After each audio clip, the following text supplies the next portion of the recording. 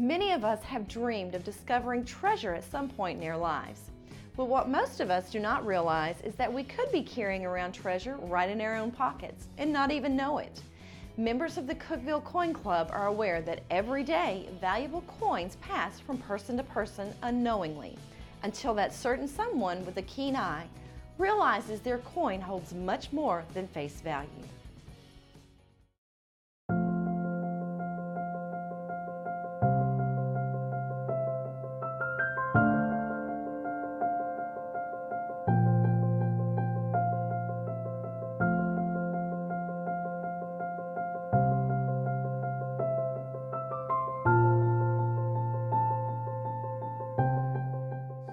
I got started collecting coins when I was about 12 years old. My grandfather had a dime store that burned down in 1936.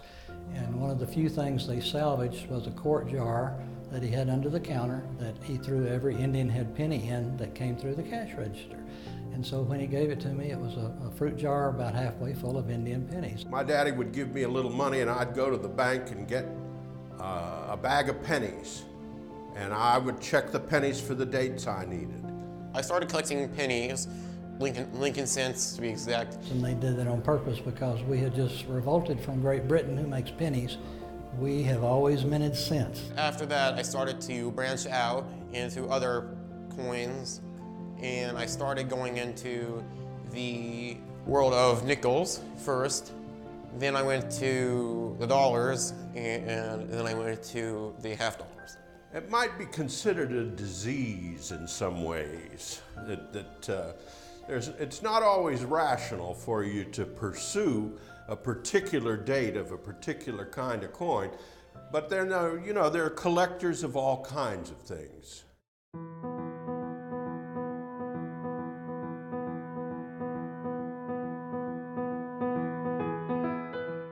I wasn't here when this club got started. I believe it's been here 6 or 7 years. We do have, our treasurer is actually member 1. It was he and the fellow that owned the local coin shop in town at that time.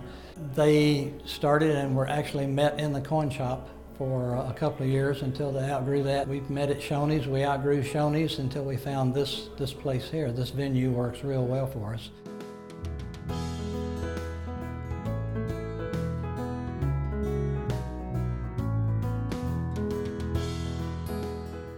We have about 60 members on the roster. Anyone can join. We've got ladies, we've got kids, so it's a diverse group, not just older people as you would think, although it is a majority older people because older people have time for this kind of stuff, where the younger people may not. We're formalized. We go by Robert's rules and have a call to order and read the minutes and read the treasurer's report and various committees. And then we do a door prize and raffle prizes. But the raffle is one way we keep the finances of the club going. And so we'll have an in-house raffle every night. Visitors are always welcome. We love to have visitors. I started collecting at a middle school age. I came here and because I had an interest in the hobby, and I thought, you know what, this would be a good place to go. Overall, it was a positive atmosphere, and I felt very welcome. I'm a relatively new member of the Cookeville Coin Club. I've been coming to meetings for a couple of years now. I thought I would enjoy dealing coins and attending coin shows, and that's what I've done. And it's been a great hobby and avocation for me. A true collector usually specializes in one type. I specialize in large cents, which were the large cents that were made from 1793 till 1857. And the history of it is what gets me involved. I love to think about the history. There were very few of the early cents made in 1793, 94, 95. You're talking less than 100,000. So if you think of the population of the United States, they didn't circulate much out of New York and Philadelphia and maybe down to Washington. So Benjamin Franklin could have held the one you've got in your collection. It's very possible. Well, I think I got bit with a collector bug when I was a kid, that it was fun to search for individual dates and mint marks and so forth, and to fill holes in that penny book. And then gradually you begin to learn there's quite a lot of history to be learned. The historical significance of some of the coins and some of the other numismatist pieces are really interesting, and the rarity can be very interesting too. From the first Mexican Empire, it was one of the very, very few monarchies. It only had one emperor, Augustine de Iturbide. This was legal tender in the United States at the time. It dates to 1823.